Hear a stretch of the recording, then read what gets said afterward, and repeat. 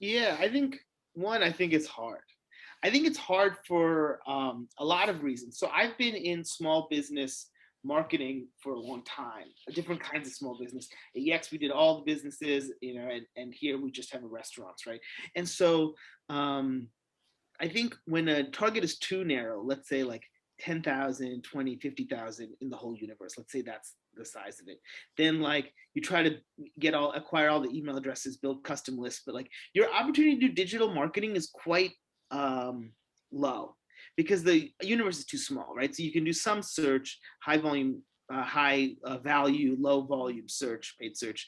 You can do maybe some social, but probably not. Maybe you can make LinkedIn work, but probably not.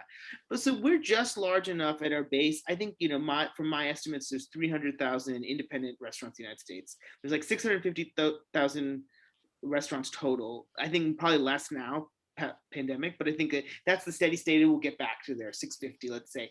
And 350 are like chains, big chains, McDonald's, it's location count. There's like, I think maybe like 100 brands make up like 350,000 or 300, between 300 and 350,000 Hmm, locations. I see. McDonald's, Subways, Domino's, whatever. So you have Yeah. 650 total, about 350 of these mega chains, and the 300 remaining are the independents.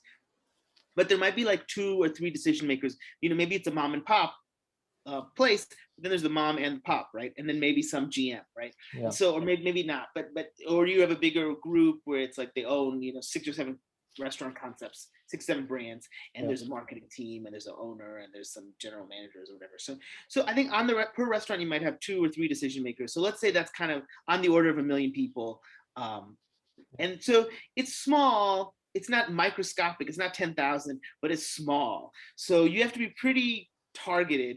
And then there's another challenge is that like people are searching for restaurants, and so or people are searching for food. So it's easy for confusion to happen around people trying to search for food, trying to search to go to restaurants instead of searching for software for restaurants. So that's the thing, is if you start seeing stuff that's like too large, um, it means that if you start seeing things that are like in the millions of audience members, something's off.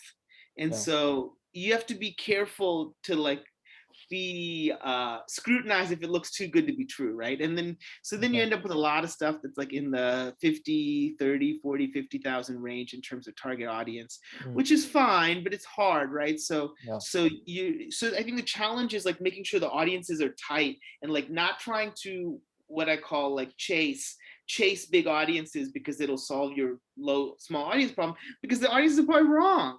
And Yeah. so like even if you see 1 million folks, the chances that they can target 1 million, the whole million, that is the all three people at all 300,000 restaurants perfectly, and they can perfectly do it, is just so unlikely. So it's likely a lot of food ease, people interested in food. So be real careful there. I Yeah. think that's like the thing is, but it's just large enough where like digital media can be possible, which is Yeah. nice, which at least is nice. Sometimes when the audience gets too narrow, you can't even do it at all. So here we can do it, but we got to be real disciplined with the audiences. Yeah. Yeah. Yeah. That's thanks for sharing this. I'm curious to know, like, do you guys use any, I mean, or did you use any physical type of marketing at all as Yeah, well? yeah, yeah, yeah, yeah. We do direct mail of different form factors. We've done postcards, we do letters, we've done like a little gift boxes for people who are a little larger scale. So we've kind of dabbled in a ton of different things. And it's and we're figuring out kind of like what's the thing. I think there is something where I'm a big believer is that you're not going to get pure attribution on everything, but like if you know you're hitting the right people, if you know you're targeting, if your audience is tight, then you can put up with a little bit lower ROI because you know you were making progress towards like convincing that person. You might see that ROI in other channels. But the problem I think some marketers do is they use that justification, but they don't make sure the audience is tight. So then they're nurturing a bunch of people who are like not their audience, who are just like random Yeah. people. So then they're like, no, it's gonna work because it's awareness, but it's awareness to the wrong people, so it doesn't work. So there Yeah. is that's like a you don't get this. Maybe this is from my little bit of time in the finance section, but finance department. But I'm like more like are you really reaching the right people or not? Like, I'm not trying to be like, hey, you have to show me, like, because attribution's hard, right? It's not perfect. There's a lot of online, offline. There's people that have multiple touch points that come, and there's a lot of fancy stuff to say they can do all the things, but they can't. Nobody can combine the display on your phone with the search you did on your computer plus the direct mail you got to like your home rather than your office.